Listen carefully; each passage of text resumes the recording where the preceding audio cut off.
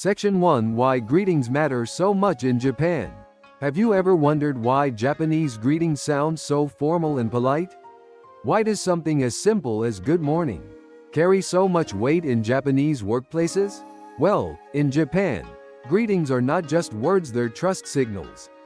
From the moment you walk into an office, how you greet others sets the emotional tone for the entire day. Saying "Ohayo gozaimasu" isn't just about the morning. It shows respect for everyone's effort and presence. In Japanese business culture, relationships are everything. And those relationships often begin with a single word of greeting. That first Otsukaresama desu at the start of a meeting, it quietly says, "I see your effort, and I respect you for it." Now think about it, how often do we greet people casually in English? Just to move on quickly? In Japan, that same moment is a cultural exchange. It's about harmony, acknowledgement, and shared space. The words may sound simple, but the feeling behind them? That's where the real message lives. You're not just saying hello. You're saying, "I'm here, and I recognize you." So next time you say hello in a Japanese office, pause and ask yourself, what am I really communicating? Let's explore why this subtle greeting culture is one of the keys to Japanese business success. And let's start with a phrase you'll hear every single day: "Ohayo gozaimasu." Section 2: Otsukaresama, the untranslatable bond. What if one word could say "thank you, good job, I respect you, and we're in this together"? In Japanese, that word is Otsukaresama. Otsukaresama desu is one of the most common phrases in Japanese workplaces. But its meaning goes far beyond "thanks for your work." It carries recognition, empathy, and a sense of belonging. You don't need a long speech, just this phrase can say everything. You might hear it when someone enters the office, leaves for the day, or finishes a meeting. It's used between equals, to subordinates, and even from juniors to seniors. Why? Because it's not just a polite phrase. It's a cultural connection. Imagine finishing a long task and someone looks at you and says, "Otsukaresama." That one word acknowledges your effort. It's comforting. It creates unity. Now here's the interesting part: there's no perfect English translation. Good job? Too casual. Thank you? Not quite. It's something you feel more than understand. In Western culture, people often say "great work" or "you did amazing." But in Japan, where humility is prized, Otsukaresama doesn't praise you, share the moment. It's not about standing out. It's about standing with others. So the next time you hear Otsukaresama, don't just hear it, feel it. That's the quiet strength of Japanese business culture. A phrase that says, "We see each other, and we carry this work together." Section 3: Yoroshiku Onegaishimasu, more than just thanks. If you've ever worked with Japanese colleagues, you've probably heard the phrase Yoroshiku Onegaishimasu. But what does it really mean? Most textbooks translate it as "nice to meet you" or "thank you in advance." But the truth is, it's much deeper than that. Yoroshiku Onegaishimasu is not just a greeting. It's a cultural commitment. When someone says it, they're expressing trust, respect, and hope for harmony. In Japanese business, starting a project isn't just about planning. It's about the relationship. And this phrase builds the bridge. Imagine saying to someone, "I trust you, and I'll do my part too."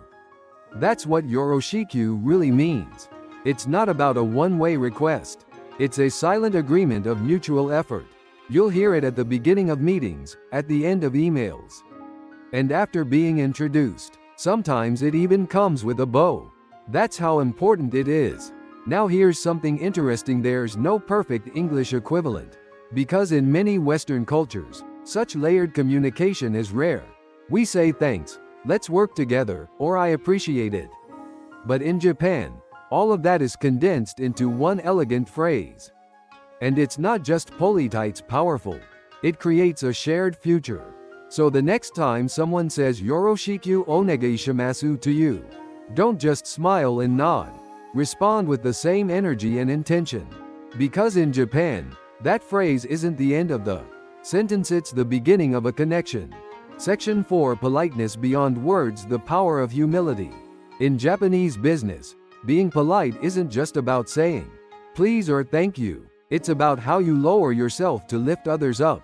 Phrases like Otsukaresama or Moshiwaki Gozaimasen are more than just formal. They are deeply humble. They show that you recognize the other person's value and that you don't assume your own importance. This is humility, not weakness. Let's say you're asking someone to do something for you. In English, you might say, "Can you send me that file?" But in Japanese, it might be, "Otsukaresama ga shirio o okute itadakimasu ka." That's a lot longer and much softer. Why? Because in Japanese culture, every request is an imposition. And the more you recognize that, the more respectful you appear. This is especially true in business, where the power of language reflects the power of relationships. You show that you are not taking anything for granted. You are choosing to be small, to show big respect. Even phrases like kashikomarimasu or shochi itashimasu carry that humility. They don't just mean "got it." They mean, "I humbly accept what you said." It's not about using big words, it's about showing a big heart. So the next time you need to ask someone for help in Japanese, remember, the more you step back, the more you're stepping forward in their eyes. That's the quiet power of humility in Japanese business language. Section 5. Apologizing before you even ask why. Have you ever noticed how often Japanese people apologize before they even say what they want? Phrases like "Otsukaresama ga" or "Otesu o Onegaishimasu ga" are everywhere in business conversations. But why apologize before making a simple request? In Japanese culture, asking someone for help is seen as creating a burden. Even if it's small, you're taking someone's time, effort, or attention. So before you ask, you soften the space with an apology. It's not guilt, it's consideration. Let's say you want a colleague to check a document. In English, you might say, "Can you take a look at this?" In Japanese, you'd likely begin with, "Otesu o Onegaishimasu ga go kakunin Onegaishimasu." That phrase means "I'm sorry for the trouble, but please take a look." This type of language shows emotional intelligence. You recognize the value of their time. You create room for cooperation, not demand. In Western culture, directness is often seen as efficient. In Japan, too much directness can feel cold or disrespectful.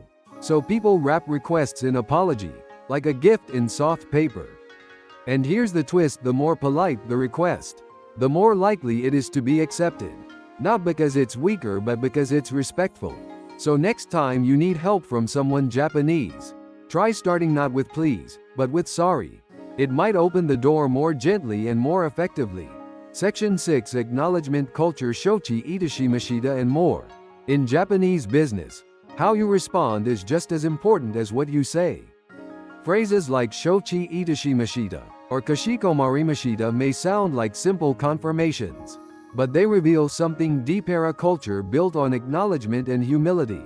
Have you ever noticed how rarely Japanese people say "okay" or "got it" in a casual way at work? Why not just say "yes"? Because in Japan, the way you accept a request reflects your respect for the person who gave it. Shochi itashimasu literally means "I humbly understand." It's not just about receiving information, it's about receiving with respect. This is part of Japan's larger culture of acknowledgement. Think about it. In Western offices, people often reply with "all right," "okay," or even just a thumbs up. Quick, efficient, informal. But in Japan, that can feel dismissive. Japanese responses often sound longer, more formal, sometimes overly so to outsiders.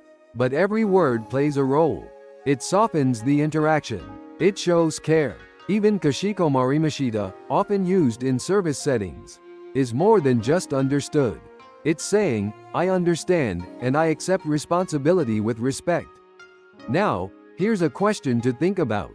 Does efficiency always equal respect? Or is there value in slowing down to show that you truly heard someone? In Japan, acknowledgement isn't about speed. It's about sincerity. So next time you hear shochi itashimasu, listen closely. That's not just agreement, it's a bow in words. Section 7. Group harmony in language, the role of osewa ni nat oramasu.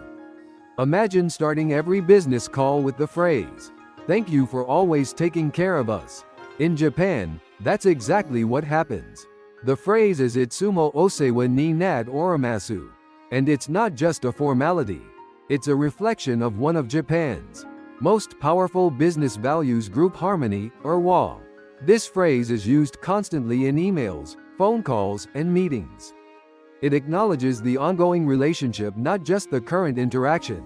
It's like saying, I see the bigger picture, and I'm grateful for it. In Western business, we often focus on results and efficiency. In Japan, relationships are the foundation. Before asking for anything, the relationship must be affirmed. Osewa ni nat oramasu is how you do that. It's humble, respectful, and deeply relational. You're not just saying thank you, you're saying we're connected. And that connection matters more than any single transaction.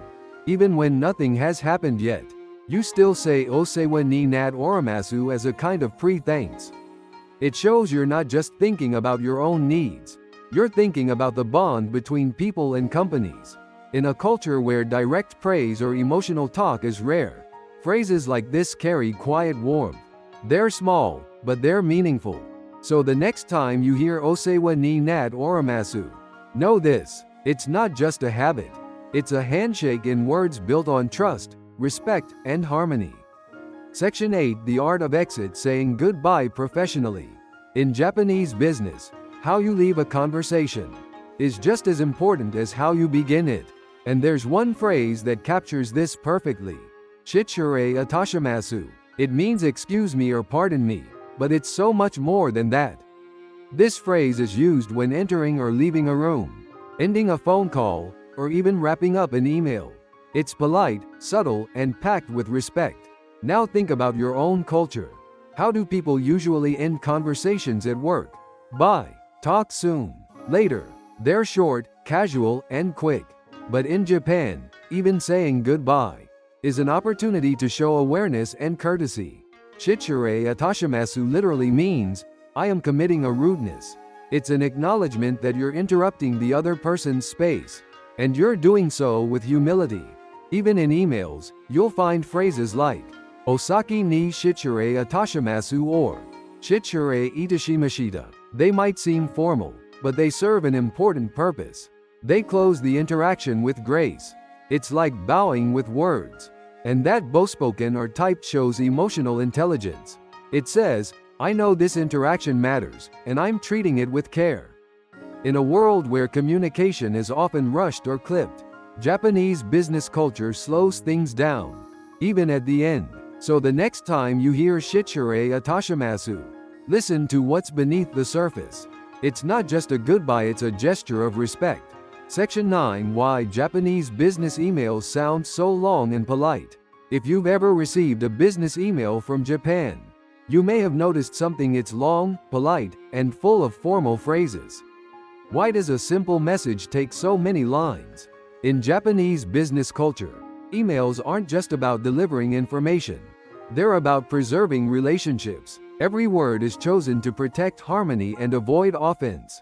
Phrases like otesu o onegaishimasu ga sorry to trouble you, or go kakunin no hodo yoroshiku onegaishimasu please kindly confirm, may seem overly formal to Western readers. But in Japan, they are essential. These expressions act like social cushions. They soften the impact of requests, instructions, and even complaints. They show you're aware of the other person's time and effort. And here's the key difference. Western emails are often written to be quick, clear, and direct. In Japan, being too direct can seem rude, even aggressive. So instead, Japanese emails take the long way around on purpose. They often open with greetings like Itsumo osewa ni nat oramasu, and end with Yoroshiku onegai itashimasu or Gokakanin kudasai. Even if the core message is just one sentence, it's wrapped in a package of politeness. It may take more time to write and read, but it helps preserve trust, and that's priceless. So next time you write to a Japanese colleague, try adding a little softness, even if it feels unusual. Because in Japan, kindness in words builds stronger bridges than speed ever could. Section 10: Mastering the Unspoken. What makes business Japanese so unique? When learning business Japanese, you'll quickly realize something unusual. It's not just about what you say. It's about what you don't say. In Japanese communication, silence can be powerful. Pauses, polite hesitation, and indirect phrases all carry meaning.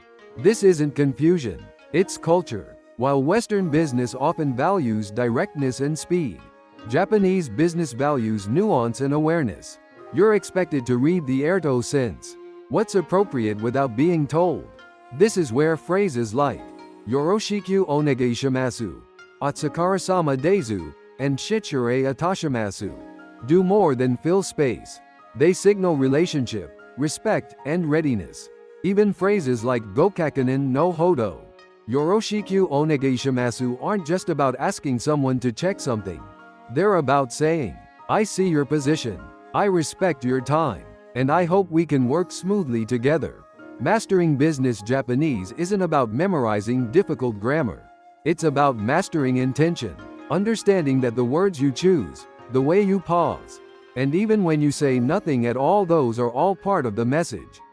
So if you want to truly connect in Japanese business, don't just listen for the words. Listen for the space between them. That's where the heart of Japanese communication lives.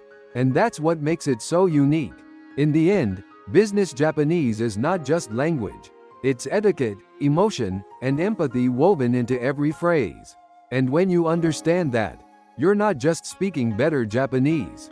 You're building better relationships. This is just one example of Japan's unique way of thinking.